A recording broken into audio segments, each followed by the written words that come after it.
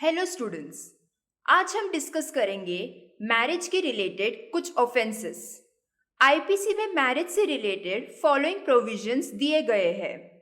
First, section 493 and 496 mock और invalid marriage. Second, section 494 and 495 bigamy. Third, section 497 adultery. Fourth, section 498 criminal elopement और seduction. Fifth, section 498 A cruelty by husband और relatives of husband. चलिए इन्हें detail में समझते हैं। Invalid marriage, section 493 and 496 invalid marriage के बारे में बात करता है। सेक्शन 493 में जब एक औरत ये बिलीव करती है कि वो एक आदमी से लीगली मैरिड है, जबकि उस आदमी को ये नॉलेज होता है कि वो झूठ है। एक आदमी झूठ इसीलिए बोलता है ताकि वो उसके साथ सेक्सुअल इंटरकोर्स कर सके। ये ऑफेंस पनिशेबल है विद 10 years इम्प्रिजनमेंट एंड ये फाइन के लिए भी लायबल होगा। ये एक non cognizable and non bailable offence है। चलिए इन दो वर्ड्स को समझते हैं। नॉन कॉग्निजेबल ऑफेंस एक ऐसा ऑफेंस है जिसमें पुलिस बिना वारंट के अरेस्ट नहीं कर सकते। नॉन बेलेबल का मतलब ऐसा ऑफेंस जिसमें बेल नहीं मिलती। इन दो वर्ड्स को आप क्रिमिनल प्रोसीजर कोड सब्जेक्ट में डिटेल में पढ़ेंगे। सेक्शन 496 में नकली शादी के बारे में बताया गया है। जब कोई व्यक्ति अपना फायदा देखकर शादी कर लेते हैं एंड बाद में अपने पत्नी को छोड़ देते हैं, तो ये ऑफेंस होगा जिसकी सजा है 7 साल जेल फाइन के साथ। ये non cognizable and bailable offence है। बाइगमी, सेक्शन 494 बाइगमी के बारे में कहता है। बाइगमी एक ऐसा ऑफेंस है जिसमें हस्बैंड या वाइफ दूसरी मैरिज करते हैं इवन दो उनके पहले स्पाउस जिंदा हो या उनका डिवोर्स नहीं हुआ हो। इस ऑफेंस में 7 साल की सजा या फाइन मिलती है। इस सेक्शन के कुछ एक्सेप्शंस है।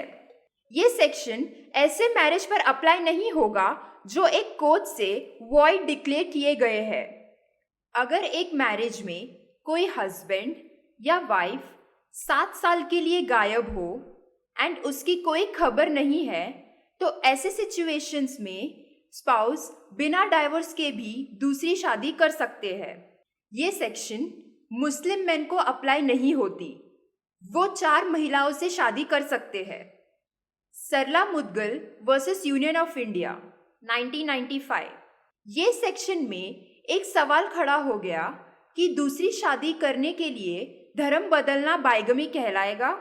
ये एक लैंडमार्क केस है एंड सुप्रीम कोर्ट ने ये हेल्ड किया कि अगर एक आदमी जो पैदाइशी मुस्लिम नहीं है एंड वो दूसरी शादी करने के लिए मुस्लिम में कन्वर्ट होता है एंड अपनी पहली पत्नी को डिवोर्स नहीं देता, तो उसकी दूसरी शादी वॉइड एंड गैर कानूनी मानी जाएगी। दूसरी पत्नी को कोई राइट या शेयर नहीं मिलेगा।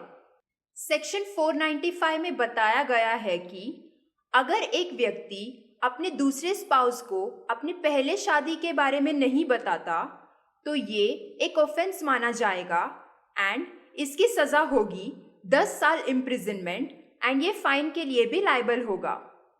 सेक्शन 495 के कुछ एसेंशियल्स डिस्कस करते हैं। फर्स्ट, पहली शादी का होना जरूरी है।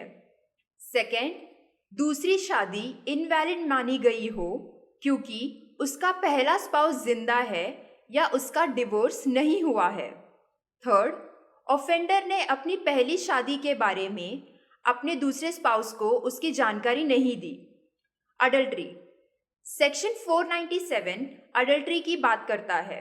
जो कोई किसी पर्सन के साथ सेक्सुअल इंटरकोर्स करता है जो एक आदमी की बीवी है एंड उसको इस बात का नॉलेज है कि वो किसी की बीवी है एंड उसके हस्बैंड का कंसेंट लिए बिना वो ये एक्ट करता है, तो ये रेप नहीं कहलाया जाएगा, बल्कि अडल्ट्री के अंडर पनिशेबल होगा एंड इसका पनिशमेंट है 5 years इम्प्रिजनमेंट या फाइन या दोनों। ये नोट किया जाए कि वाइफ एक अबेटर के रूप में भी पनिशेबल नहीं होगी। अडल्ट्री के एसेंशियल्स देखते हैं। फर्स्ट, जिसने अडल्ट्री कमिट की है वो शादीशुदा हो। सेकेंड, ऑफेंडर ने शादी से बाहर एक नाजायज संबंध रखा हो। थर्ड, वो नाजायज रिश्ता खुद की मर्जी से किया गया हो एंड ना कि जोर जबरदस्ती से। Yusuf Aziz versus state of Bombay 1954।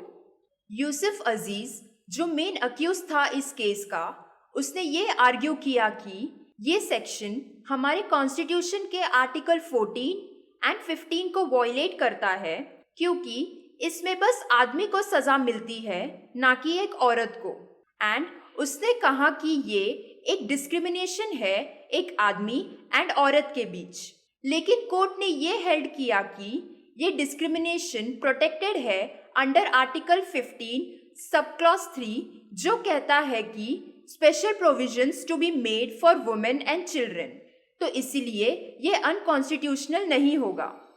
Criminal elopement according to section 498 of IPC, जब एक आदमी किसी मैरिड वुमेन को अपने साथ जबरदस्ती ले जाता है, ये जानते हुए कि वो किसी की वाइफ है एंड उसके साथ नाजायज रिश्ते का इरादा रखता है एंड उस वुमेन को डिटेन कर देता है, तो उसको पनिश किया जाएगा 2 साल इम्प्रिजनमेंट, फाइन या दोनों से। इसके कुछ एसेंशियल्स देखते हैं। फर्स्ट, वो उस औरत को अपने साथ ले जाता है। सेकंड, वो औरत का शादीशुदा होना जरूरी है। थर्ड, जो उसे ले जा रहा है उसको ये पता होना चाहिए कि वो औरत शादीशुदा है। फोर्थ, उस औरत को उसके हस्बैंड के केयर से हटा दिया हो। फिफ्थ, ऑफेंडर का नाजायज संबंध बनाने का इरादा हो। सिक्स्थ, उस औरत को बंदी बना लेना। क्रुएल्टी सेक्शन 498A बात करता है क्रुएल्टी के बारे में। अगर हस्बैंड या उसका कोई रिलेटिव वाइफ को टॉर्चर कर रहे हैं तो वो इस सेक्शन के अंडर ऑफेंस है एंड हस्बैंड या उसके रिलेटिव्स को 3 साल की सजा हो सकती है। क्रुएल्टी का मतलब समझते हैं। फर्स्ट, ऐसा कोई एक्ट जिससे एक औरत को सुसाइड करने पर उकसाए या कोई ऐसे इंजरी कॉज करे जो काफी खतरनाक हो एंड उसके मेंटल एंड फिजिकल हेल्थ को अफेक्ट करे। सेकेंड, उस औरत को ऐसे हरास करना या फोर्स करना कि वो या उसके रिलेटेड कोई पर्सन, हस्बैंड या उनके फैमिली के अनलॉफुल डिमांड जैसे कि प्रॉपर्टी और वैल्यूएबल सिक्योरिटी को मीट कर सके। मोदिन साहब कासिन साहब कंचागर वर्सेस स्टेट ऑफ कर्नाटका 2013।